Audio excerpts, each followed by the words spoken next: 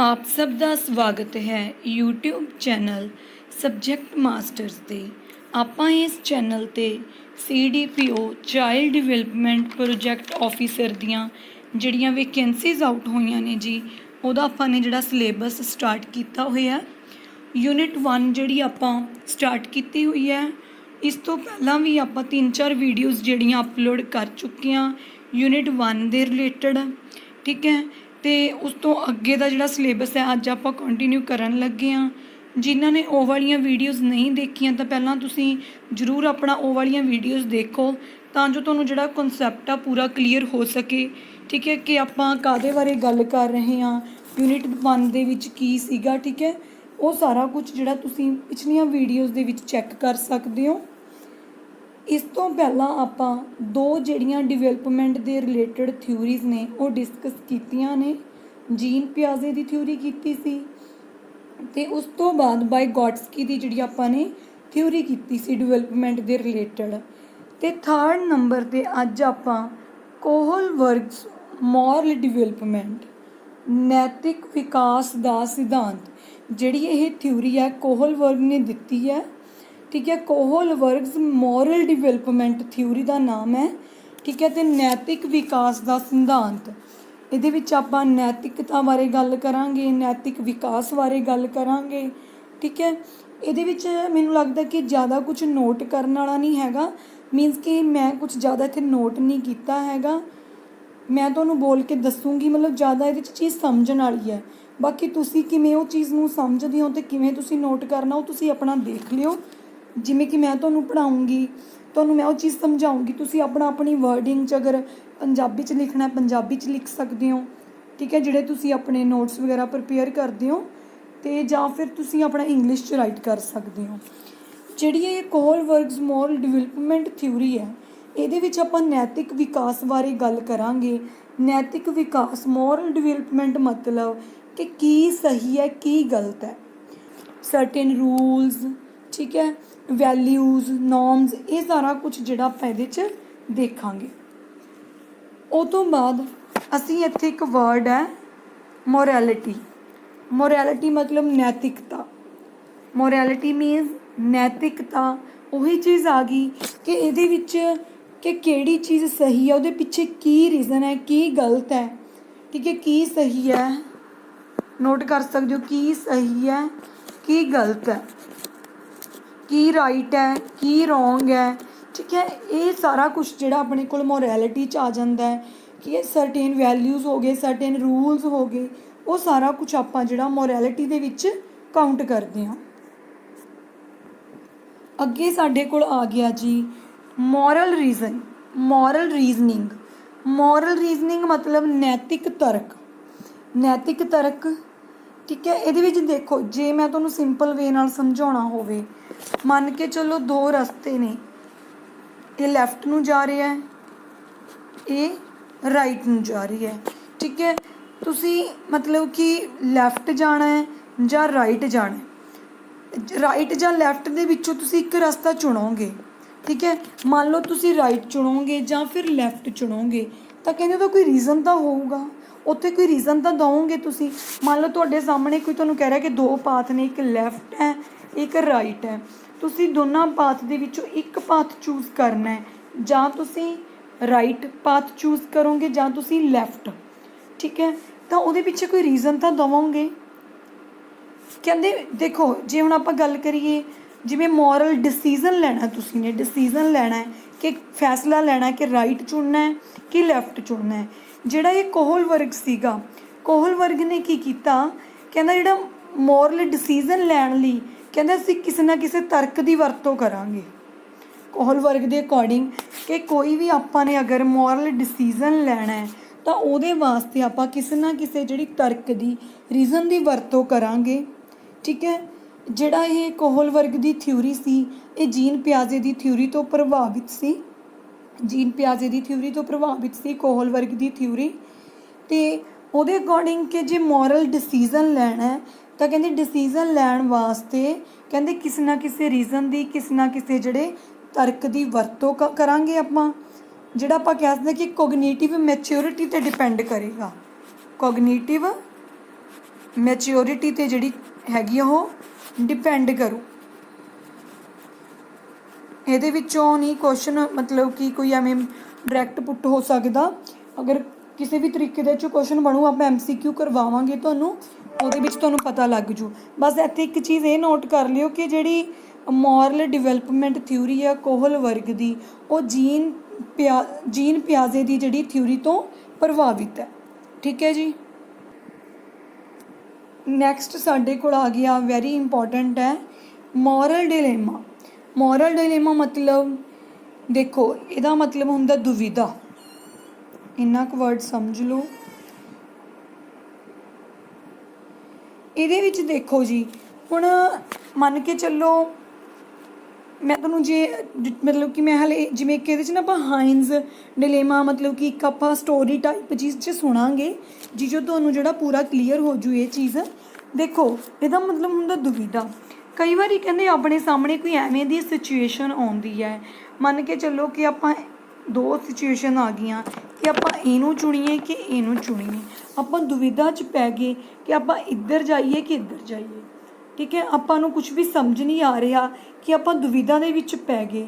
ਤਾਂ ਜਿਹੜਾ ਕੋਹਲਬਰਗ ਸੀਗਾ ਉਹਨੇ ਕੀ ਕੀਤਾ, ਜਿਹੜਾ ਇੱਕ ਹਾਈਨਜ਼ ਡਾਇਲੇਮਾ ਮਤਲਬ ਕਿ ਹਾਈਨਜ਼ ਕੋਈ ਮਤਲਬ ਕਿ ਲਾ ਲਓ ਇੱਕ ਪਰਸਨ ਸੀਗਾ, ਉਹਦੀ ਇੱਕ ਜਿਹੜੀ ਸਟੋਰੀ ਟਾਈਪ ਜਿਹੜੀ ਉਹਨੇ ਬੱਚਿਆਂ ਨੂੰ ਸੁਣਾਈ ਹੈ ਨਾ, ਜਿਹਦੇ ਵਿੱਚ ਮੇਨਲੀ ਆਪਾਂ ਕਹਿ ਸਕਦੇ ਹਾਂ ਵੀ ਜਿਹੜੇ ਉਹਨੇ ਬੱਚੇ ਲਏ ਸੀਗੇ ਅਪ ਟੂ 15-16 ਏਜ ਤੱਕ ਦੇ ਜਿਹੜੇ ਉਹਨੇ ਬੱਚੇ ਲਏ ਸੀਗੇ ਉਹਦੇ 'ਚ, ਜਿਨ੍ਹਾਂ ਨੂੰ ਉਹਨੇ ਇਹ ਸਟੋਰੀ ਸੁਣਾਈ ਸੀ। ਅਲੱਗ-ਅਲੱਗ ਏਜ ਦੇ ਬੱਚੇ ਸੀ, ਕੋਈ 13, 14, 15, 16 ਅਲੱਗ-ਅਲੱਗ ਏਜ ਦੇ ਕਾਫੀ ਸਾਰੇ ਬੱਚੇ ਸੀ ਅਤੇ ਉਹ ਸਾਰੇ ਕੀ ਸੀ, ਬॉय ਸੀ। ਮੀਨਸ ਕਿ ਜਿਹੜਾ ਇਹ ਕੋਹਲਬਰਗ ਸੀ, ਜਿਹੜਾ ਉਹਨੇ ਮਤਲਬ ਕਿ ਆਪਣਾ ਐਕਸਪੈਰੀਮੈਂਟ ਲਾ ਲਓ ਕਿ ਕੀਤਾ, ਉਹ ਬॉयज़ 'ਤੇ ਕੀਤਾ, ਗਰਲਸ 'ਤੇ ਨਹੀਂ ਕੀਤਾ। ਠੀਕ ਹੈ, ਅੱਗੇ ਆਪਾਂ ਪੜ੍ਹਾਂਗੇ ਕਿ ਕੀ ਸਟੋਰੀ ਸੀ, ਕੀ ਸੀਗਾ, ਉਹ ਸਾਰਾ ਕੁਝ ਤੁਹਾਨੂੰ ਦੱਸਦੇ ਹਾਂ।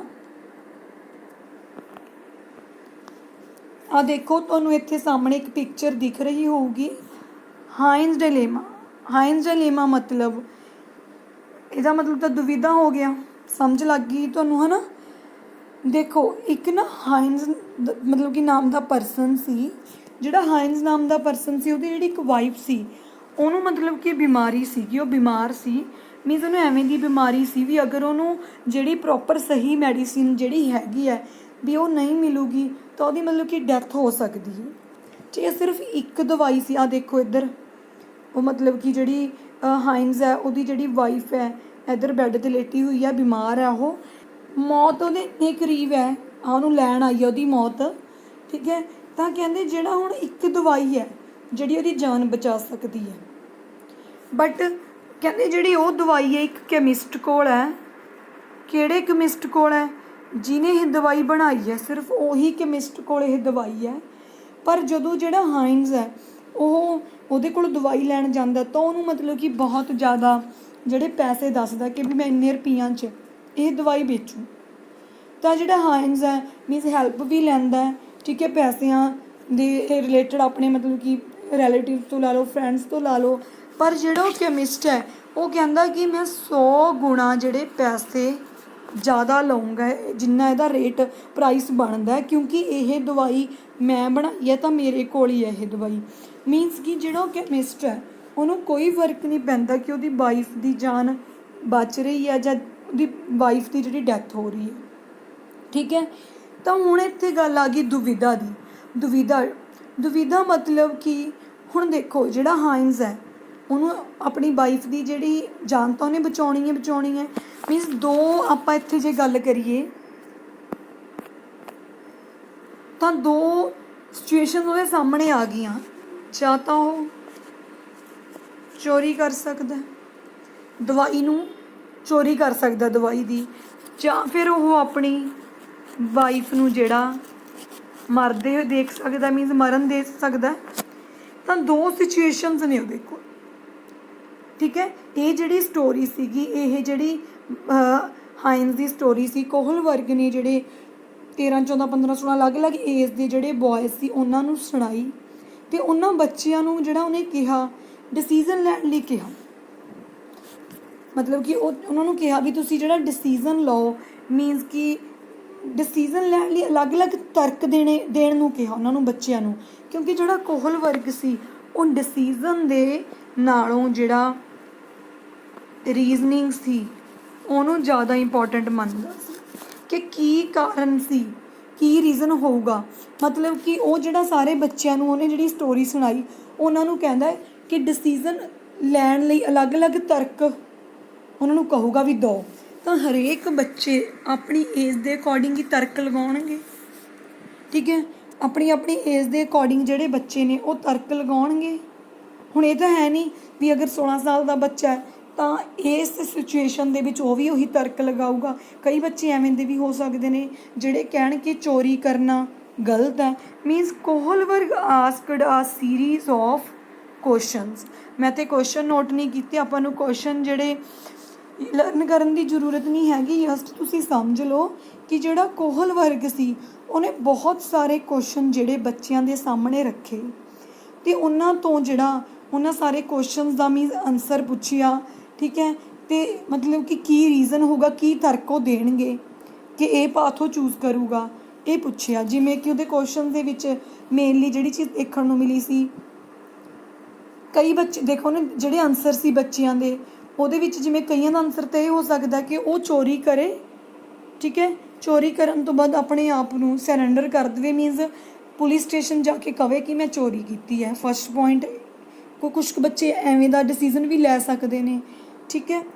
ਜਾਂ ਫਿਰ ਕਹਿੰਦੇ ਵੀ ਉਹ ਆਪਣੀ ਵਾਈਫ ਨੂੰ ਮਰਨ ਦੇਵੇ ਕਿਉਂਕਿ ਚੋਰੀ ਕਰਨਾ ਪਾਪ ਹੈ।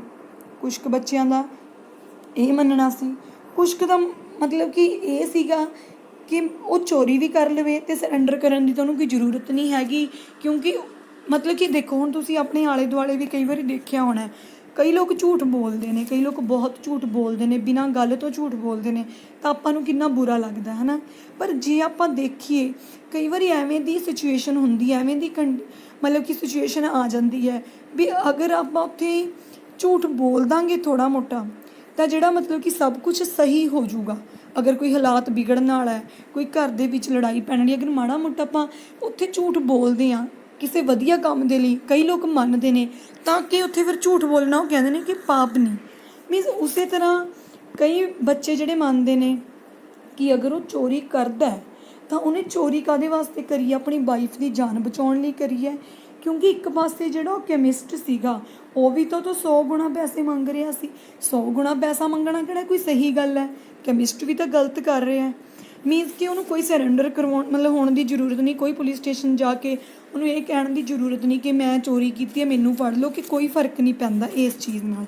ਇਸ ਤਰ੍ਹਾਂ ਦੇ ਜਿਹੜੇ ਅਲੱਗ-ਅਲੱਗ ਜਿਹੜੇ ਮਤਲਬ ਕਿ ਉਹਨੇ ਕੁਐਸਚਨਸ ਰੱਖੇ ਸੀਗੇ ਅਤੇ ਅਲੱਗ-ਅਲੱਗ ਜਿਹੜੇ ਏਜ ਦੇ ਅਕੋਰਡਿੰਗ ਬੱਚਿਆਂ ਨੇ ਡਿਸੀਜ਼ਨ ਲਿਆ, ਅਲੱਗ-ਅਲੱਗ ਜਿਹੜੇ ਉਹਨਾਂ ਨੇ ਤਰਕ ਦਿੱਤੇ, ਠੀਕ ਹੈ। ਇਹ ਸੀ ਜਿਹੜੀ ਹਾਈਨਸ ਦੀ ਜਿਹੜੀ ਉਹਨੇ ਸਟੋਰੀ ਸੁਣਾਈ ਸੀ ਬੱਚਿਆਂ ਨੂੰ, ਠੀਕ ਹੈ। ਉਹ ਤੋਂ ਬਾਅਦ ਹੁਣ ਆਪਾਂ ਜਿਹੜਾ ਇੱਥੇ ਮੇਨ ਗੱਲ ਕਰਦੇ ਹਾਂ, ਇੱਥੇ ਨਾ ਆਪਾਂ ਇੱਕ ਲੈਵਲ ਬਾਰੇ ਪੜ੍ਹਾਂਗੇ ਅਤੇ ਸਟੇਜਸ ਬਾਰੇ ਪੜ੍ਹਾਂਗੇ। ਸਾਡੇ ਕੋਲ 3 ਲੈਵਲ ਨੇ, 1 2 3 ਅਤੇ 6 ਸਟੇਜਸ ਨੇ। ਪਹਿਲੇ ਦੀ ਵੀ 1 ਸਟੇਜ ਅਤੇ 2 ਸਟੇਜ, ਦੂਜੇ ਦੀ ਵੀ 2 ਸਟੇਜ, ਤੀਜੇ ਦੀਆਂ ਵੀ 2 ਸਟੇਜਸ। 3 ਲੈਵਲ ਨੇ, 6 ਕੀ ਨੇ ਸਾਡੇ ਕੋਲ ਸਟੇਜਸ। ਮੀਨਸ ਇਹਦੇ ਵਿੱਚ ਦੱਸਿਆ ਗਿਆ ਕਿ ਕਿਸ ਤਰ੍ਹਾਂ ਬੱਚਾ ਜਿਹੜਾ ਸਟੇਜਸ ਦੇ ਵਿੱਚੋਂ ਪਾਸ ਹੁੰਦਾ, ਕਿਹੜੀਆਂ ਸਟੇਜਸ ਦੇ ਵਿੱਚੋਂ ਬੱਚਾ ਜਾਂ ਕਿਸ ਤਰ੍ਹਾਂ ਦੇ ਬੱਚੇ ਹੁੰਦੇ ਨੇ, ਠੀਕ ਹੈ। ਤਾਂ ਉਹਦੇ ਅਕੋਰਡਿੰਗ ਉਹ ਡਿਸੀਜ਼ਨ ਲੈਂਦੇ ਨੇ। ਕਿਉਂਕਿ ਜਿਹੜਾ ਕੋਹਲ ਵਰਗ ਸੀ ਤਾਂ ਹੀ ਉਹਨੇ ਡਿਫਰੈਂਟ ਏਜ ਦੇ ਜਿਹੜੇ ਬੱਚੇ ਲਏ ਸੀ, ਠੀਕ ਹੈ। ਤੁਹਾਨੂੰ ਹਾਲੇ ਤੱਕ ਹਾਈਨਸ ਦੀ ਜਿਹੜੀ ਇਹ ਆਪਾਂ ਨੇ ਸਟੋਰੀ ਪੜ੍ਹੀ ਸੀ ਉਹ ਤਾਂ ਸਮਝ ਲੱਗ ਗਈ ਹੋਊਗੀ, ਪਰ ਜਿਹੜੇ ਉਹਦੇ ਕੁਐਸਚਨ ਸੀ, ਉਹਨਾਂ ਦੇ ਆਨਸਰ, ਰੀਜ਼ਨਿੰਗ, ਕੀ ਤਰਕ ਸੀ, ਉਹ ਤੁਹਾਨੂੰ ਹਾਲੇ ਚੀਜ਼ ਸਮਝ ਨਹੀਂ ਲੱਗੀ ਹੋਣੀ ਕਿ ਕਿਉਂ। ਕਈ ਬੱਚਿਆਂ ਨੇ ਤਾਂ ਇਹ ਗੱਲ ਕਹੀ ਕਿ ਉਹ ਆਪਣੇ ਆਪ ਨੂੰ ਪੁਲਿਸ ਸਟੇਸ਼ਨ ਜਾਵੇ ਅਤੇ ਆਪਣੇ ਆਪ ਨੂੰ ਉੱਥੇ ਉਹ ਕਹਿ ਦੇਵੇ ਵੀ ਮੈਨੂੰ ਤੁਸੀਂ ਫੜ ਲਓ ਕਿ ਮੈਨੇ ਚੋਰੀ ਕੀਤੀ ਹੈ। ਜਾਂ ਫਿਰ ਕਿਉਂ ਕਈ ਬੱਚੇ ਇਹ ਕਹਿ ਰਹੇ ਨੇ ਕਿ ਚੋਰੀ ਕਰਨਾ ਪਾਪ ਹੈ, ਬੇਸ਼ੱਕ ਦੀ ਉਹਦੀ ਵਾਈਫ ਮਰ ਰਹੀ ਹੈ। ਉਹ ਚੀਜ਼ ਜਿਹੜੀ ਆਪਾਂ ਇੱਥੇ ਹੁਣ ਸਮਝਾਂਗੇ ਇਹਨਾਂ ਸਟੇਜਸ ਦੇ ਵਿੱਚ। ਦੇਖੋ ਜੀ, ਸਭ ਤੋਂ ਪਹਿਲਾਂ ਸਾਡੇ ਕੋਲ ਆ ਗਈ ਲੈਵਲ 1। ਲੈਵਲ 1 ਦੇ ਵਿੱਚ ਸਾਡੇ ਕੋਲ ਆ ਗਿਆ ਪ੍ਰੀ ਕਨਵੈਨਸ਼ਨਲ ਲੈਵਲ। ਜਿਹੜਾ ਪ੍ਰੀ ਕਨਵੈਨਸ਼ਨਲ ਲੈਵਲ ਹੈ ਨੋਟ ਕਰ ਲਿਓ, up to age of 10 means pre conventional level 'ਚ ਇਹ ਸਟੇਜ ਦੇ ਵਿੱਚ ਕਿਹੜੇ ਬੱਚੇ ਹੁੰਦੇ ਨੇ ਜਿਹੜੇ ਅਪ ਟੂ ਏਜ 10 ਸਾਲ ਤੱਕ ਦੇ, ਜਿਹੜੇ up to age of 10 year ਦੇ ਜਿਹੜੇ ਚਾਈਲਡ ਹੁੰਦੇ ਨੇ ਉਹਨਾਂ ਨੂੰ ਆਪਾਂ ਪ੍ਰੀ ਕਨਵੈਨਸ਼ਨਲ ਲੈਵਲ ਦੇ ਵਿੱਚ ਜਿਹੜਾ ਕਾਊਂਟ ਕਰਦੇ ਹਾਂ। ਠੀਕ ਹੈ ਜੀ, ਏਜ ਲਰਨ ਕਰਨ ਦੀ ਕੋਈ ਜ਼ਰੂਰਤ ਨਹੀਂ ਹੈਗੀ, ਸਟੇਜਸ ਅਤੇ ਲੈਵਲ 'ਚੋਂ ਹੀ ਕੁਐਸਚਨ ਜਿਹੜਾ ਪੁੱਟ ਹੋਊਗਾ। ਯਾਦ ਰੱਖਿਓ 3 ਲੈਵਲ ਨੇ, ਪੁੱਛ ਸਕਦੇ ਨੇ, ਅਤੇ 6 ਸਟੇਜਸ ਨੇ। ਫਸਟ ਲੈਵਲ ਹੈਗਾ pre conventional level. Pre conventional level ਮਤਲਬ ਜਿਹਦੇ ਵਿੱਚ ਮਤਲਬ ਕਿ ਬੱਚੇ ਨੂੰ ਨਾ ਤਾਂ ਟਰੈਡੀਸ਼ਨਸ ਬਾਰੇ ਕੋਈ ਨੌਲੇਜ ਹੈ, ਕੀ ਪਰੰਪਰਾਵਾਂ ਨੇ, ਕੀ ਸਾਡੀ ਸੰਸਕ੍ਰਿਤੀ ਹੈ, ਕੀ ਟਰੈਡੀਸ਼ਨਸ ਚੱਲ ਰਹੀਆਂ ਨੇ, ਮੀਨਸ ਕੋਈ ਨੌਲੇਜ ਨਹੀਂ, ਕੁਛ ਉਹਨੂੰ ਮਤਲਬ ਕਿ ਇਹ ਚੀਜ਼ ਤੱਕ ਕੋਈ ਨੌਲੇਜ ਹੀ ਨਹੀਂ ਹੈਗੀ। ਹੁਣ ਆਪਾਂ ਦੇਖਿਆ ਹੋਣਾ 10 ਸਾਲ ਤੱਕ ਦੇ ਬੱਚਿਆਂ ਨੂੰ ਕਿੰਨੀ ਕੁ ਨੌਲੇਜ ਹੁੰਦੀ ਹੈ ਇਹਨਾਂ ਚੀਜ਼ਾਂ ਬਾਰੇ। ਠੀਕ ਹੈ, ਅੱਗੇ ਆ ਗਿਆ ਜੀ ਇਹਦੀ ਫਸਟ ਸਟੇਜ ਲੈਵਲ 1 ਦੇ ਵਿੱਚ। ਫਸਟ ਸਟੇਜ ਇੱਥੇ ਨੋਟ ਕਰ ਲਿਓ, ਫਸਟ ਸਟੇਜ ਆ ਗਈ obedience and punishment orientation. Obedience and punishment orientation ਮੈਂ ਤੁਹਾਨੂੰ ਰਬ ਕਰ ਦਿੰਦੀ ਹਾਂ।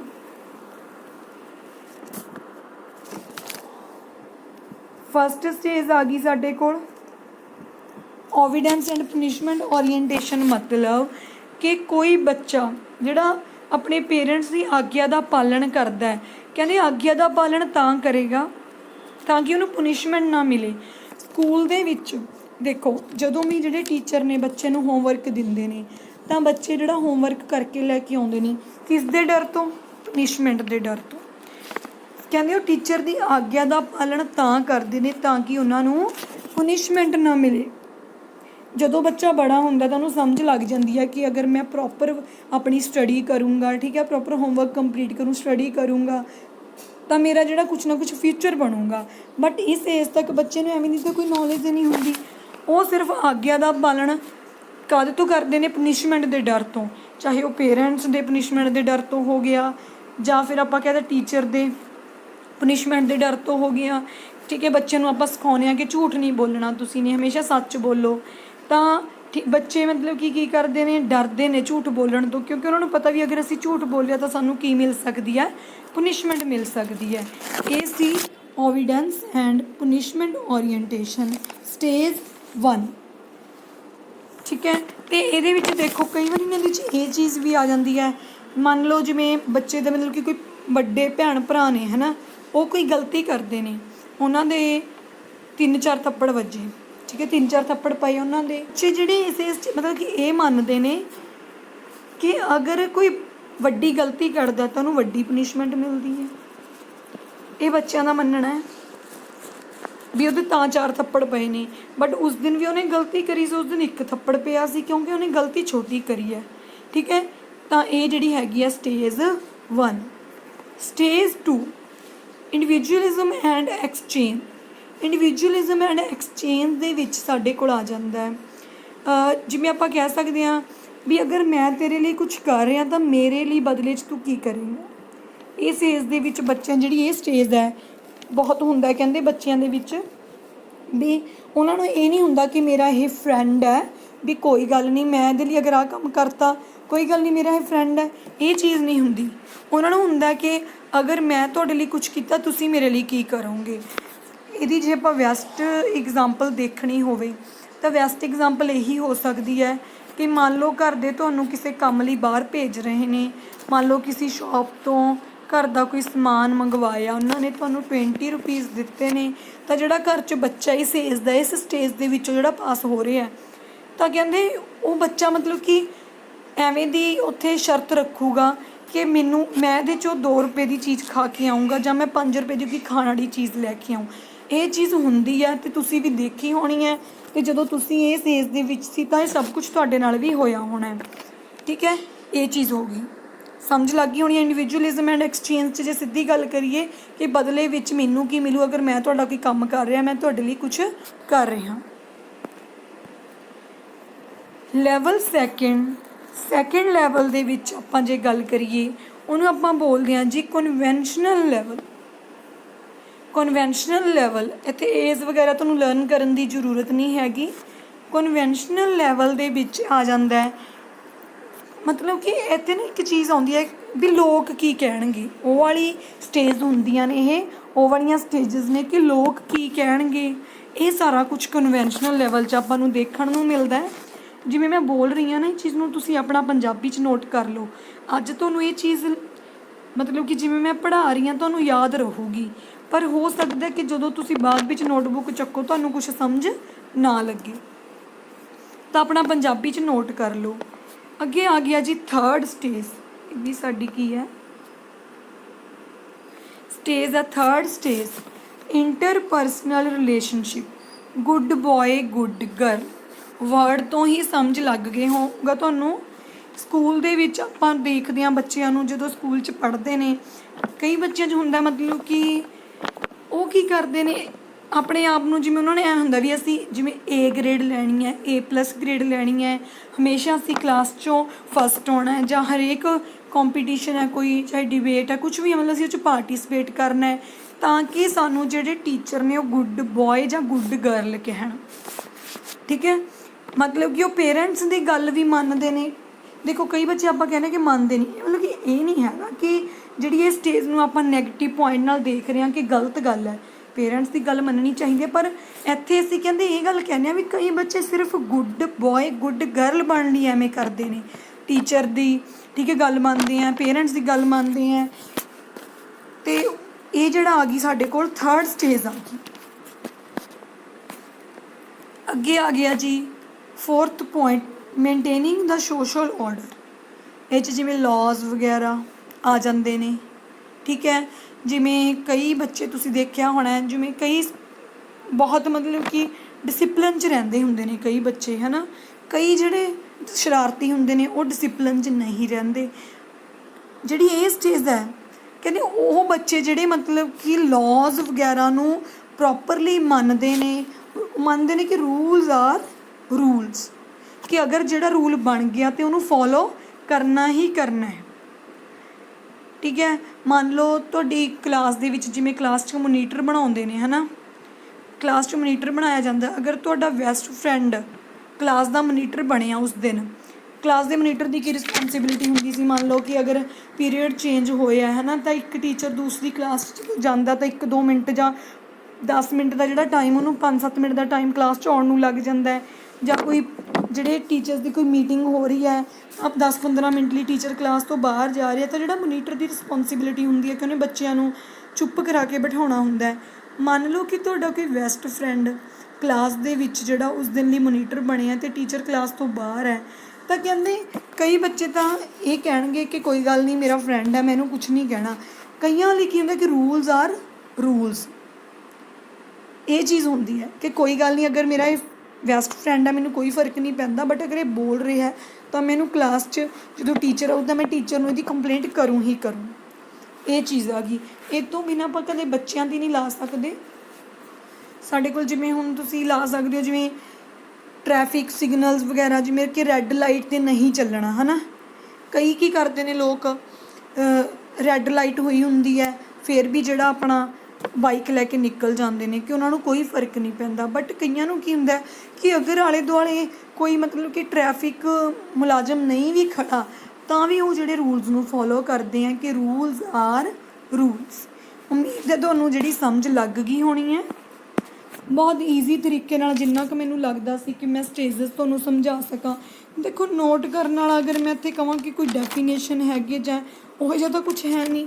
ਸਟੇਜਸ ਨੇ, ਲੈਵਲ ਨੇ। ਇੱਕ ਆਪਾਂ ਨੇ ਹਾਈਨਜ਼ ਦੀ ਜਿਹੜੀ ਥਿਊਰੀ ਪੜ੍ਹੀ ਹੈ, ਸਟੋਰੀ ਪੜ੍ਹੀ ਸੀ, ਤਾਂ ਤੁਸੀਂ ਆਪਣਾ ਜਿਹੜਾ ਇਹ ਨੋਟ ਕਰ ਸਕਦੇ ਹੋ ਆਪਣੀ ਵਰਡਿੰਗ ਦੇ ਵਿੱਚ। ਲੈਵਲ ਥਰਡ ਆ ਜਾਂਦਾ ਹੈ post conventional level. Post conventional level ਦੇ ਵਿੱਚ ਸਾਡੇ ਕੋਲ ਆ ਜਾਂਦਾ ਜਿਵੇਂ ਪਰੰਪਰਾਵਾਂ ਤੋਂ ਦੂਰ ਚਲੇ ਗਏ ਬੱਚੇ, ਜਿਹੜਾ ਨਾ ਆਪਾਂ ਪਿੱਛੇ ਪੜ੍ਹਿਆ ਸੀ, ਇਹ ਵਾਲਾ ਕਨਵੈਨਸ਼ਨਲ ਲੈਵਲ। ਜਿਵੇਂ ਲੌਜ਼ ਨੂੰ ਮੰਨ ਰਿਹਾ ਬੱਚਾ, ਰੂਲਸ ਨੂੰ ਮੰਨ ਰਿਹਾ, ਗੁੱਡ ਬॉय ਗੁੱਡ ਗਰਲ ਬਣਨ ਦੀ ਕੋਸ਼ਿਸ਼ ਕਰ ਰਿਹਾ, ਤਾਂ ਇਹਦੇ ਵਿੱਚ ਜਿਹੜੀਆਂ ਕੀ ਤੁਹਾਡੀਆਂ ਜਿਹੜੀਆਂ ਪਰੰਪਰਾਵਾਂ ਨੇ, ਕੀ ਟਰੈਡੀਸ਼ਨਸ ਨੇ, ਕਿ ਤੁਹਾਡੀ ਜਿਹੜੀ ਸੰਸਕ੍ਰਿਤੀ ਹੈ, ਜਿਵੇਂ ਦੇ ਤੁਸੀਂ ਕਲਚਰ 'ਚ ਰਹਿ ਰਹੇ ਹੋ, ਉੱਥੇ ਕੀ ਰੂਲਸ ਰੈਗੂਲੇਸ਼ਨਸ ਨੇ, ਉਹਨਾਂ ਸਾਰਿਆਂ ਨੂੰ ਜਿਹੜਾ ਬੱਚਾ ਇੱਥੇ ਮਤਲਬ ਕਿ ਮੰਨੂਗਾ। ਕੁਐਸਚਨ ਬਣ ਕੇ ਆ ਸਕਦਾ ਨਾ ਕਿ ਕਿਹੜੀ ਸਟੇਜ ਹੈ, ਮਤਲਬ ਕਿ ਕਿਹੜਾ ਲੈਵਲ ਹੈ, ਐਵੇਂ ਪੁੱਛ ਸਕਦੇ ਨੇ ਉਹ।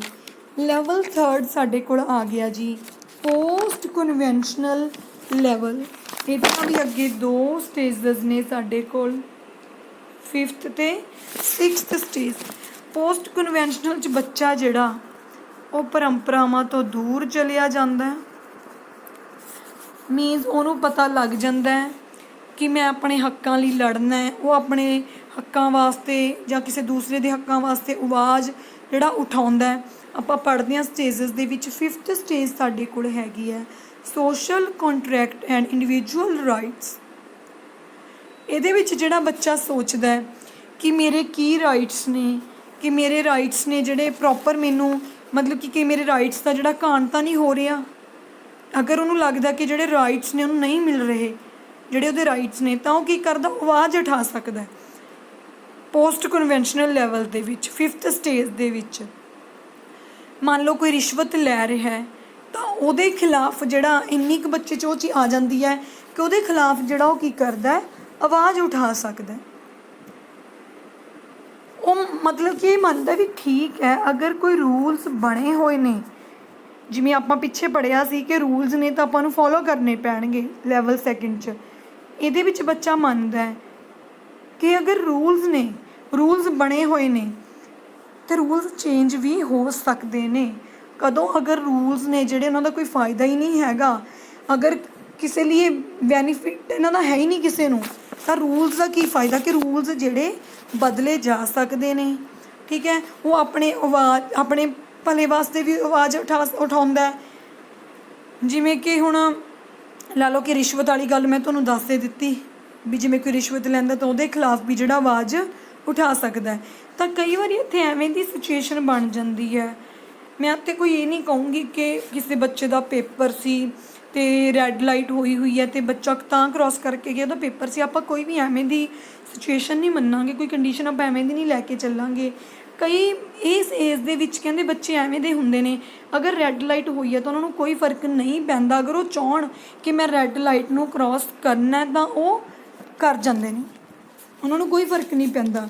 ਜਾਂ ਫਿਰ ਕਈ ਵਾਰੀ ਇਹਦੇ 'ਚ ਹਾਂ ਠੀਕ ਹੈ ਆਪਾਂ ਲੈ ਲੈਂਦੇ ਹਾਂ ਕਿ ਮੰਨ ਲਓ ਕੋਈ ਪਰਸਨ ਹੈ ਜਿਹੜਾ ਬਹੁਤ ਬਿਮਾਰ ਹੈ, ਠੀਕ ਹੈ, ਅਤੇ ਉਹ ਮਤਲਬ ਕਿ ਕਾਰ ਦੇ ਵਿੱਚ ਉਹਨੂੰ ਲੈ ਕੇ ਜਾ ਰਹੇ ਆ, ਉਹਦੀ ਫੈਮਿਲੀ ਮੈਂਬਰ ਲੈ ਕੇ ਜਾ ਰਹੇ ਹੈ, ਤਾਂ ਰਸਤੇ 'ਚ ਰੈੱਡ ਲਾਈਟ ਹੋਈ ਹੈ ਤਾਂ ਉਹ ਰੈੱਡ ਲਾਈਟ ਨੂੰ ਕ੍ਰੋਸ ਕਰ ਰਹੇ ਹੈ ਇਹ ਸੋਚ ਕੇ ਕਿ ਕੋਈ ਗੱਲ ਨਹੀਂ, ਅਗਰ ਅਸੀਂ ਰੂਲ ਨੇ ਜਿਹੜੇ ਇਹ ਲੌਜ਼ ਨੇ, ਟ੍ਰੈਫਿਕ ਰੂਲਸ ਨੇ, ਉਹਨਾਂ ਨੂੰ ਬ੍ਰੇਕ ਕਰ ਰਹੇ ਹਾਂ, ਸਾਨੂੰ ਕੋਈ ਫਰਕ ਨਹੀਂ ਪੈਂਦਾ ਕਿਉਂਕਿ ਸਾਨੂੰ ਸਾਡੇ ਜਿਹੜਾ ਪੇਸ਼ੈਂਟ ਹੈ ਉਹਦੀ ਜਾਨ ਕੀਮਤੀ ਹੈ।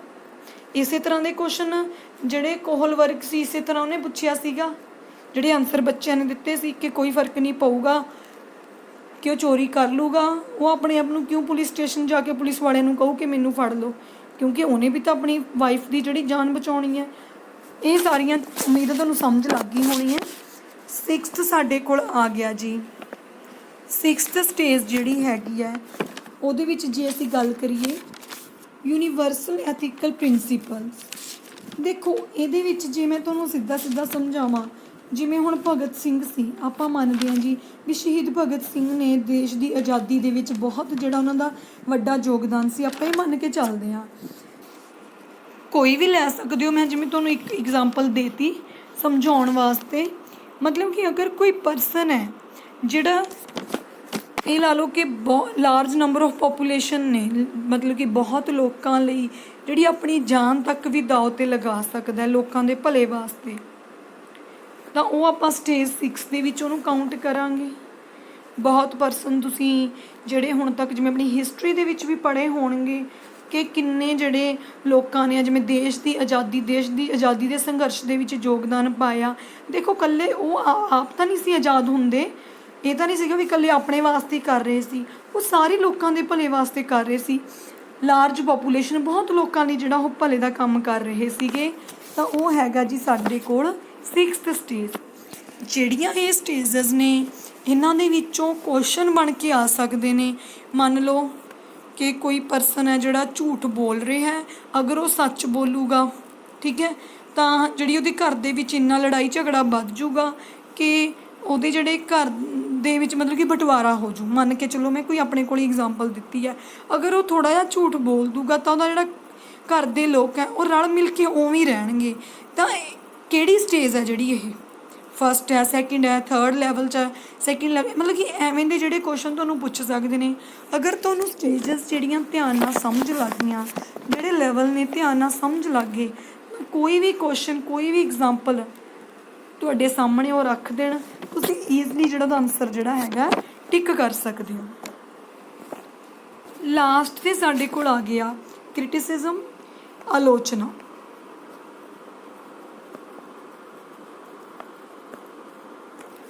ਆਲੋਚਨਾ ਦਾ ਮਤਲਬ ਹੁੰਦਾ ਹੈ, ਮੰਨ ਲਓ ਕਿਸੇ ਨੇ ਕੋਈ ਥਿਊਰੀ ਦਿੱਤੀ ਹੈ ਜਾਂ ਕੁਛ ਵੀ, ਕੋਈ ਉਹਨੇ ਮਤਲਬ ਕਿ ਰਿਜ਼ਲਟ ਕੱਢ ਕੇ ਦਿੱਤਾ ਜਾਂ ਥਿਊਰੀ ਦਿੱਤੀ ਹੈ, ਜਿਵੇਂ ਹੁਣ ਕੋਹਲਬਰਗ ਨੇ, ਤਾਂ ਉੱਥੇ ਜਿਹੜੀ ਆਲੋਚਨਾ ਹੋਈ, ਉਹਦੀਆਂ ਜਿਹੜੀਆਂ ਕਮੀਆਂ ਸੀ ਉਹ ਗਿਣਾ ਦਿੱਤੀਆਂ ਗਈਆਂ ਕਿ ਉਹਨੇ ਐਵੇਂ ਨਹੀਂ ਕੀਤਾ, ਐਵੇਂ ਕਿਉਂ ਨਹੀਂ ਕੀਤਾ, ਇਹ ਸਾਰਾ ਕੁਛ। ਹੁਣ ਆਪਾਂ ਇਹਦੇ 'ਚ ਦੇਖਦੇ ਹਾਂ। ਫਸਟ ਆ ਗਿਆ ਨੋਟ ਅਪਲਾਈਂਗ ਇਨ ਆਲ ਕਲਚਰ।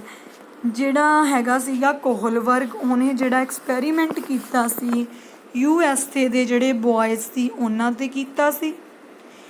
ਕਹਿੰਦੇ ਜ਼ਰੂਰੀ ਨਹੀਂ ਹੁੰਦਾ ਵੀ ਜਿਹੜੀ ਥਿਊਰੀ ਹੈ ਜਾਂ ਜਿਹੜਾ ਐਕਸਪੈਰੀਮੈਂਟ ਲਾ ਲਓ, ਇਹ ਜਿਹੜੇ ਕੁਐਸਚਨਸ ਉਹਨੇ USA ਦੇ ਬੋਇਜ਼ ਤੋਂ ਪੁੱਛੇ ਜਿਵੇਂ ਦੇ, ਉਹ ਦੇਖੋ ਇਹਨਾਂ ਦਾ ਕਲਚਰ ਅਲੱਗ ਹੈ, ਆਪਣੀ ਇੰਡੀਅਨ, ਜਿਵੇਂ ਆਪਾਂ ਇੰਡੀਆ ਦੇ ਲੋਕ, ਆਪਣਾ ਕਲਚਰ ਅਲੱਗ ਹੈ, ਆਪਣੀ ਸੰਸਕ੍ਰਿਤੀ, ਇਹਨਾਂ ਦੀ ਸੰਸਕ੍ਰਿਤੀ, ਟਰੈਡੀਸ਼ਨ ਸਭ ਕੁਛ ਡਿਫਰੈਂਟ ਨੇ, ਠੀਕ ਹੈ।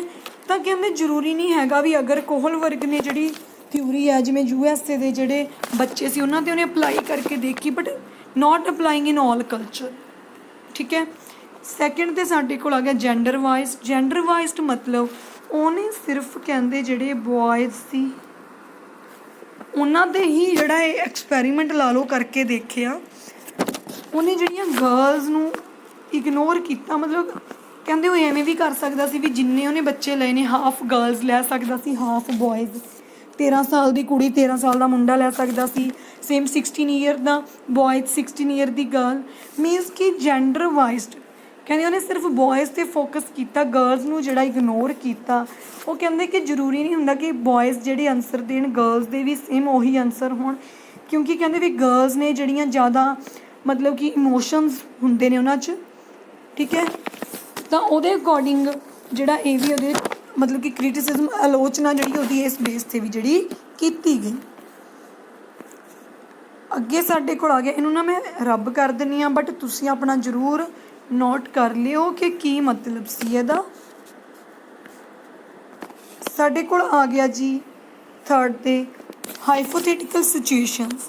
ਹਾਈਪੋਥੈਟੀਕਲ ਸਿਚੁਏਸ਼ਨ ਦਾ ਮਤਲਬ ਹੁੰਦਾ, ਦੇਖੋ ਕੋਈ ਵੀ, ਮੈਂ ਤੁਹਾਨੂੰ ਇੱਥੇ ਐਗਜ਼ਾਮਪਲ ਦੇ ਦਿੰਦੀ ਹਾਂ। ਮੰਨ ਕੇ ਚੱਲੋ, ਦੇਖੋ ਅਗਰ ਤੁਸੀਂ ਕੋਈ ਐਗਜ਼ਾਮ ਦੇਣ ਜਾ ਰਹੇ ਹੋ, ਪੂਰਾ 1 ਈਅਰ ਤੁਸੀਂ ਦਿਨ ਰਾਤ ਇੱਕ ਕਰਕੇ ਜਿਹੜਾ ਪੇਪਰ ਉਹ ਦੇਣਾ। ਜਿਸ ਦਿਨ ਤੁਹਾਡਾ ਪੇਪਰ ਸੀ, ਇੱਕ ਪਾਸੇ ਤੁਸੀਂ ਮਤਲਬ ਜੋ ਜਾ ਰਹੇ ਹੋ ਆਪਣੇ ਐਗਜ਼ਾਮ ਵਾਲੇ ਸੈਂਟਰ ਵੱਲ, ਅਤੇ ਉੱਧਰ ਕੀ ਹੋਇਆ ਸੀ, ਐਕਸੀਡੈਂਟ ਹੋ ਗਿਆ ਤੁਹਾਡੇ ਸਾਹਮਣੇ। ਤਾਂ ਤੁਸੀਂ ਉੱਥੇ ਕੀ ਕਰੋਗੇ? ਵੀ ਐਵੇਂ ਦੀ ਸਿਚੁਏਸ਼ਨ ਹੈਗੀ ਹੈ ਕਿ ਅਗਰ ਤੁਸੀਂ ਜਿਹੜਾ ਉਹ ਐਕਸੀਡੈਂਟ ਹੋਇਆ, ਅਗਰ ਤੁਸੀਂ ਉਹ ਪਰਸਨ ਨੂੰ ਲੈ ਕੇ ਜਾਂਦੇ ਹੋ ਤਾਂ ਉਹਦੀ ਜਾਨ ਬਚ ਸਕਦੀ ਹੈ। ਮੰਨ ਕੇ ਚੱਲੋ ਆਪਾਂ ਇਹ ਲਾ ਲੈਂਦੇ ਹਾਂ ਵੀ ਤੁਸੀਂ ਐਕਸੀਡੈਂਟ ਹੁੰਦਾ ਦੇਖ ਲਿਆ, ਹਲੇ ਬਾਕੀ ਲੋਕ ਜਿਹੜੀ ਉੱਥੇ ਸੜਕ 'ਤੇ ਲੋਕ ਜਾ ਰਹੇ ਸੀ ਕਾਫੀ ਪਿੱਛੇ ਸੀ, ਤੁਸੀਂ ਐਕਸੀਡੈਂਟ ਹੁੰਦਾ ਦੇਖ ਲਿਆ, ਐਵੇਂ ਦੀ ਸਿਚੁਏਸ਼ਨ ਜੀ ਆਪਾਂ ਕ੍ਰੀਏਟ ਕਰ ਲੈਂਦੇ ਹਾਂ। ਤਾਂ ਤੁਸੀਂ ਕਹਿੰਦੇ ਐਗਜ਼ਾਮ ਦੇਣ ਜਾਓਗੇ ਜਾਂ ਫਿਰ ਜਿਹੜਾ ਉਹ ਪਰਸਨ ਹੈ ਉਹਦੀ ਜਾਨ ਬਚਾਓਗੇ। ਦੇਖੋ ਜੇ ਮੈਂ ਤੁਹਾਨੂੰ ਵੈਸੇ ਪੁੱਛਾਂ ਇਹ ਚੀਜ਼ ਨੋਰਮਲੀ, ਤਾਂ ਕਈ ਕਹਿਣਗੇ ਕਿ ਓਬਵੀਅਸ ਹੈ ਜੀ, ਜਾਨ ਹੀ ਬਚਾਵਾਂਗੇ, ਠੀਕ ਹੈ। ਆਖਰਕਾਰ ਇੱਕ ਬੱਚੇ ਦੀ ਇੱਕ ਇਨਸਾਨ ਦੀ ਜਾਨ ਜਾ ਰਹੀ ਹੈ ਤਾਂ ਆਪਾਂ ਜਾਨ ਬਚਾਵਾਂਗੇ। ਕਈ ਕਹਿਣਗੇ ਕਿ ਅਸੀਂ 1 ਸਾਲ ਤੋਂ ਵੈਸੇ ਮੈਨੂੰ ਤਾਂ ਬਹੁਤ ਘੱਟ, ਅਗਰ ਮੈਂ ਪੁੱਛੂੰਗੀ ਇਹ ਚੀਜ਼ ਤੁਹਾਡੇ ਨਾਲ ਹੋ ਨਹੀਂ ਰਹੀ ਇਹ ਚੀਜ਼, ਜਸਟ ਮੈਂ ਤੁਹਾਨੂੰ ਪੁੱਛ ਰਹੀ ਹਾਂ, ਬਹੁਤ ਘੱਟ ਕਹਿਣਗੇ ਕਿ ਅਸੀਂ ਐਗਜ਼ਾਮ ਦੇਣ ਜਾਵਾਂਗੇ, ਕਿਉਂਕਿ ਉਹ ਸੋਚਣਗੇ ਕਿ ਐਗਜ਼ਾਮ ਕੋਈ ਗੱਲ ਨਹੀਂ ਅਗਰ ਸਾਡਾ ਰਹਿ ਜਾਊਗਾ, ਬਟ ਜਿਹੜਾ ਮਤਲਬ ਕਿ ਪਰਸਨ ਦਾ ਐਕਸੀਡੈਂਟ ਹੋਇਆ ਆਪਾਂ ਕਿ ਉਹਦੀ ਜਾਨ ਬਚਾਵਾਂਗੇ। ਬਟ ਐਗਜ਼ਾਮ ਐਵੇਂ ਦਾ ਜਿਹੜਾ ਹੁਣ ਇਸ ਤੋਂ ਬਾਅਦ ਤੁਹਾਡੀ ਓਵਰਏਜ ਹੋ ਜਾਊ, ਤੁਸੀਂ ਇਹ ਪੇਪਰ ਦੇ ਨਹੀਂ ਸਕਦੇ, ਅਤੇ ਤੁਸੀਂ 1 ਸਾਲ ਪੂਰਾ ਦਿਨ ਰਾਤ ਕਰਕੇ ਜਿਹੜਾ ਇਹ ਐਗਜ਼ਾਮ ਦਿੱਤਾ।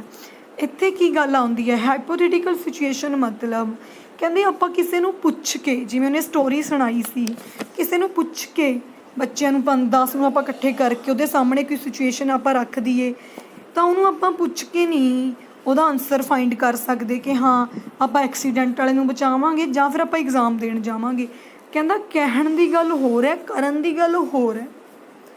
ਅਗਰ ਤੁਸੀਂ ਇੰਨੀ ਮਿਹਨਤ ਕਰਕੇ ਪੇਪਰ ਦੀ ਤਿਆਰੀ ਕੀਤੀ ਆ, ਲਾਸਟ ਤੁਹਾਡੇ ਕੋਲ ਚਾਂਸ ਹੈ, ਠੀਕ ਹੈ, ਅਤੇ ਅਗਰ ਤੁਸੀਂ ਪੇਪਰ ਕਲੀਅਰ ਕਰ ਦਿਓ, ਤੁਹਾਡਾ ਪੂਰਾ ਫਿਊਚਰ ਜਿਹੜਾ ਉਹ 'ਤੇ ਡਿਪੈਂਡ ਕਰਦਾ ਹੈ, ਤਾਂ ਤੁਸੀਂ ਓਬਵੀਅਸ ਹੈ ਕਿ ਪੇਪਰ ਦੇਣ ਜਾਓਗੇ। ਅਗਰ ਮੈਂ ਤੁਹਾਨੂੰ ਪੁੱਛੂੰਗੀ ਤਾਂ ਮੇਬੀ 80% ਜਿਹੜੇ ਹੈਗੇ ਨੇ, 80 ਤੋਂ ਵੀ ਜ਼ਿਆਦਾ, ਉਹ ਕਹਿਣਗੇ ਕਿ ਐਕਸੀਡੈਂਟ ਵਾਲਾ ਜਿਹੜਾ ਉਹ ਪਰਸਨ ਉਹਨੂੰ ਅਸੀਂ ਲੈ ਕੇ ਜਾਵਾਂਗੇ ਬਚਾਉਣ, ਹੈ ਨਾ। ਤਾਂ ਇਹ ਸੀ ਹਾਈਪੋਥੈਟੀਕਲ ਸਿਚੁਏਸ਼ਨ ਜਿਹੜੀ ਉਹਦੀ ਆਲੋਚਨਾ ਕੀਤੀ ਗਈ ਕਿ ਇਹ ਜ਼ਰੂਰੀ ਨਹੀਂ ਹੈਗਾ ਕਿ ਉਹਦਾ ਸਿਚੁਏਸ਼ਨ 'ਤੇ ਡਿਪੈਂਡ ਕਰਦਾ ਕਿ ਉਸ ਟਾਈਮ ਕੀ ਜਿਹੜੇ ਹਾਲਾਤ ਨੇ ਤੁਹਾਡੇ, ਠੀਕ ਹੈ, ਕਿਵੇਂ ਦੀ ਤੁਸੀਂ ਉਹਦੇ 'ਚੋਂ ਗੁਜ਼ਰ ਰਹੇ ਹੋ, ਕਿਵੇਂ ਦੇ ਹਾਲਾਤ ਨੇ ਤੁਹਾਡੇ। ਮੰਨ ਲਓ ਇੱਕ ਪਾਸੇ ਐਕਸੀਡੈਂਟ ਹੋ ਰਿਹਾ, ਦੂਏ ਪਾਸੇ ਤੁਸੀਂ ਘੁੰਮਣ ਜਾ ਰਹੇ ਹੋ, ਤਾਂ ਇੱਥੇ ਦਾ ਹਾਲਾਤ ਇਹ ਹੈ ਕਿ ਘੁੰਮਣਾ ਤਾਂ ਕੋਈ ਗੱਲ ਨਹੀਂ, ਫੇਰ ਹੋ ਜੂ, ਪਹਿਲਾਂ ਆਪਾਂ ਐਕਸੀਡੈਂਟ ਵਾਲੇ ਨੂੰ ਬਚਾ ਲਈਏ। ਇੱਕ ਪਾਸੇ ਤੁਹਾਡੀ ਬਸ ਸਾਰਾ ਫਿਊਚਰ, ਤੁਹਾਡੀ ਲਾਈਫ, ਤੁਹਾਡੇ ਪੇਰੈਂਟਸ ਦਾ ਪੈਸਾ, ਸਭ ਕੁਝ ਇਸ ਐਗਜ਼ਾਮ 'ਤੇ ਲੱਗਿਆ ਹੋਇਆ, ਤਾਂ ਤੁਸੀਂ ਉਸ ਅਕੋਰਡਿੰਗ ਫੈਸਲਾ ਲਓਗੇ। ਤਾਂ ਇਹ ਸੀ ਹਾਈਪੋਥੈਟੀਕਲ ਸਿਚੁਏਸ਼ਨ ਕਿ ਉਹਨੇ ਮਤਲਬ ਕਿ ਜਿਹੜਾ ਦੱਸਿਆ ਕਿ ਜਸਟ ਕੁਐਸਚਨ ਪੁੱਟ ਕਰਕੇ ਆਪਾਂ ਕੋਈ ਵੀ ਜਿਹੜਾ ਰਿਜ਼ਲਟ ਆ ਉਹ ਫਾਈਂਡ ਨਹੀਂ ਕਰ ਸਕਦੇ। ਉਮੀਦ ਹੈ ਤੁਹਾਨੂੰ ਜਿਹੜਾ ਸਮਝ ਲੱਗ ਗਿਆ ਹੋਣਾ, ਠੀਕ ਹੈ। ਅਤੇ ਉਸ ਤੋਂ ਬਾਅਦ ਦੇਖੋ ਜੀ, ਜਿਨ੍ਹਾਂ ਨੇ ਪਿਛਲੀਆਂ ਵੀਡੀਓਜ਼ ਨਹੀਂ ਦੇਖੀਆਂ ਆਪਣਾ ਜ਼ਰੂਰ ਦੇਖੋ। ਇਸ ਤੋਂ ਪਹਿਲਾਂ ਵਾਲੀਆਂ ਜਿਹੜੀਆਂ ਥਿਊਰੀਜ਼ ਨੇ ਜ਼ਰੂਰ ਆਪਣਾ ਧਿਆਨ ਨਾਲ ਉਹਨਾਂ ਨੂੰ ਨੋਟ ਕਰ ਲਿਓ, ਅਤੇ ਇਹ ਵਾਲੀ ਥਿਊਰੀ ਨੂੰ ਵੀ ਧਿਆਨ ਨਾਲ ਤੁਸੀਂ ਆਪਣੇ ਵਰਡਿੰਗ ਦੇ ਵਿੱਚ ਤੁਸੀਂ ਜਿਹੜਾ ਨੋਟ ਕਰ ਲਿਓ। ਕੋਈ ਔਖੀ ਗੱਲ ਨਹੀਂ ਸੀ, ਗੱਲਾਂ 'ਚ ਹੀ ਆਪਾਂ ਨੂੰ ਈਜ਼ਲੀ ਜਿਹੜਾ ਸਮਝ ਲੱਗ ਗਿਆ। ਗੱਲਾਂ ਜਿਹੜੀਆਂ ਥਿਊਰੀਜ਼ ਨੇ ਨਾ, ਡਿਵੈਲਪਮੈਂਟ ਨੂੰ ਲੈ ਕੇ ਥਿਊਰੀਜ਼ ਨੇ, ਇਹ ਜਿਹੜੀਆਂ ਡੇਲੀ ਲਾਈਫ ਦੇ ਵਿੱਚ ਆਪਣੇ ਨਾਲ ਕੁਛ ਹੁੰਦਾ, ਮਤਲਬ ਕਿ ਉਹ ਸਾਰਾ ਕੁਛ ਹੈ। ਕੁਛ ਵੀ ਇੱਥੇ ਲਾ ਲਓ ਗਲਤ ਨਹੀਂ ਕੁਛ ਦਿਖਾਇਆ ਗਿਆ, ਬਹੁਤ ਮਤਲਬ ਵਧੀਆ ਢੰਗ ਨਾਲ ਜਿਹੜੀਆਂ ਥਿਊਰੀਜ਼ ਬਣਾਈਆਂ ਗਈਆਂ ਨੇ, ਮਤਲਬ ਸੋਚਣ 'ਤੇ ਮਜਬੂਰ ਕਰ ਦਿੰਦੀਆਂ ਨੇ। ਜਿਵੇਂ ਜਿਵੇਂ ਆਪਾਂ ਦੇਖਦੇ ਹਾਂ ਬਿਲਕੁਲ ਉਵੇਂ ਦੀਆਂ ਜਿਹੜੀਆਂ ਇਹ ਥਿਊਰੀਜ਼ ਨੇ, ਜਿੰਨੀਆਂ ਸਟੇਜਿਸ ਅੱਜ ਆਪਾਂ ਪੜ੍ਹੀਆਂ ਨੇ, ਦੇਖੋ ਇੰਨੀਆਂ ਸਟੇਜਿਸ ਦੇ ਵਿੱਚੋਂ ਆਪਾਂ ਜ਼ਰੂਰ ਲੰਘੇ ਹੋਏ ਹਾਂ, ਹੈ ਨਾ। ਜਿਵੇਂ ਹੁਣ ਆਪਾਂ ਗੁੱਡ ਬੋਏ ਗੁੱਡ ਗਰਲ ਦੀ ਗੱਲ ਕਰਦੇ ਸੀ, ਕਈਆਂ 'ਚ ਹੁੰਦਾ, ਕਈਆਂ 'ਚ ਨਹੀਂ ਵੀ ਹੁੰਦਾ, ਕਈਆਂ 'ਚ ਵੱਡੇ ਹੋ ਕੇ ਵੀ ਹੁੰਦੀ ਹੈ ਇਹ ਚੀਜ਼, ਮੀਨਜ਼ ਉਹਨਾਂ ਨੂੰ ਹੁੰਦਾ ਕਿ ਸਾਨੂੰ ਜ਼ਿਆਦਾ ਸਾਡੀ ਤਾਰੀਫ ਕਰੀ ਜਾਵੇ, ਹੈ ਨਾ, ਗੁੱਡ ਬੋਏ ਗੁੱਡ ਗਰਲ, ਇਹ ਚੀਜ਼ਾਂ। ਤਾਂ ਉਮੀਦ ਹੈ ਤੁਹਾਨੂੰ ਸਮਝ ਲੱਗ ਗਈ ਹੋਣੀ ਹੈ। ਵੀਡੀਓ ਨੂੰ ਵੱਧ ਤੋਂ ਵੱਧ ਸ਼ੇਅਰ ਕਰਿਓ ਜੀ, ਸਬਸਕ੍ਰਾਈਬ ਜ਼ਰੂਰ ਕਰ ਲਿਓ ਚੈਨਲ, ਜਿਨ੍ਹਾਂ ਨੇ ਸਬਸਕ੍ਰਾਈਬ ਨਹੀਂ ਕੀਤਾ ਬੈਲ ਆਈਕਨ ਦਾ ਬਟਨ ਜ਼ਰੂਰ ਪ੍ਰੈਸ ਕਰਿਓ, ਤਾਂ ਜਿਹੜੀ ਵੀ ਅਸੀਂ ਨਵੀਂ ਵੀਡੀਓ ਲੈ ਕੇ ਆਉਂਦੇ ਹਾਂ ਉਹਦਾ ਨੋਟੀਫਿਕੇਸ਼ਨ ਤੁਹਾਡੇ ਤੱਕ ਪਹੁੰਚ ਸਕੇ। ਲਾਈਕ ਜ਼ਰੂਰ ਕਰ ਦਿਆ ਕਰੋ ਅਤੇ ਵੀਡੀਓ ਨੂੰ ਸ਼ੇਅਰ ਜ਼ਰੂਰ ਕਰ ਦਿਓ ਜੀ। ਫ੍ਰੀ ਆਫ ਕਾਸਟ ਆਪਾਂ ਇਸ ਚੈਨਲ 'ਤੇ CDPO ਜਿਹੜਾ ਪੇਪਰ ਹੈ ਉਹਦੀ ਅਸੀਂ ਤਿਆਰੀ ਜਿਹੜੀ ਸਟਾਰਟ ਕਰਵਾਈ ਹੋਈ ਹੈ। ਮੈਂ ਸੋਚ ਰਹੀ ਹਾਂ ਕਿ ਅਗਰ ਜਿਹੜਾ ਪਾਰਟ 2 ਹੈ ਕਿ ਉਹਦੀ ਨਾਲ ਦੀ ਨਾਲ ਤਿਆਰੀ ਸਟਾਰਟ ਕਰਵਾ ਦੇਵਾਂ, ਕਿਉਂਕਿ ਮੈਂ ਪਹਿਲਾਂ ਸੋਚ ਰਹੀ ਸੀ ਵੀ ਜਿਵੇਂ ਯੂਨਿਟ 1 ਸਟਾਰਟ ਕਰਾਈ ਹੋਈ ਕਿ ਯੂਨਿਟ 2, ਬਟ ਉਹ ਮੈਨੂੰ ਲੱਗਦਾ ਕਿ ਥੋੜ੍ਹਾ ਤੁਸੀਂ ਵੀ ਕਨਫਿਊਜ਼ ਹੋ ਜਾਓਗੇ ਕਿ ਯੂਨਿਟ 1 ਦੇ ਨਾਲ ਯੂਨਿਟ 2 ਚੱਲ ਰਹੀ ਹੈ। ਇਹ ਹੋ ਸਕਦਾ ਕਿ ਪਾਰਟ 1 ਜਿਵੇਂ ਆਪਾਂ ਨੇ ਕਰ ਲਿਆ ਅਤੇ ਨਾਲ ਆਪਾਂ 10 ਤੋਂ 15 ਮਿੰਟ ਦੀ ਅਲੱਗ ਤੋਂ ਵੀਡੀਓ ਜਿਹੜੀ ਅਪਲੋਡ ਕਰ ਦਿਆ ਕਰੀਏ ਪਾਰਟ 2 ਦੀ। ਬਾਕੀ ਕਮੈਂਟ ਕਰਕੇ ਤੁਸੀਂ ਜ਼ਰੂਰ ਦੱਸਿਓ ਅਗਰ ਤੁਹਾਨੂੰ ਲੱਗਦਾ ਕਿ ਇੱਕ ਦਿਨ 'ਚ ਆਪਾਂ ਪਾਰਟ 1 ਅਤੇ ਪਾਰਟ 2 ਦੋਨਾਂ 'ਤੇ ਵੀਡੀਓਜ਼ ਅਪਲੋਡ ਕਰੀਏ। ਅਗਰ ਹੋ ਸਕਦਾ ਹੋਇਆ ਤਾਂ ਮੈਂ ਜ਼ਰੂਰ ਜਿਹੜਾ ਕੋਸ਼ਿਸ਼ ਕਰੂੰਗੀ। ਧੰਨਵਾਦ।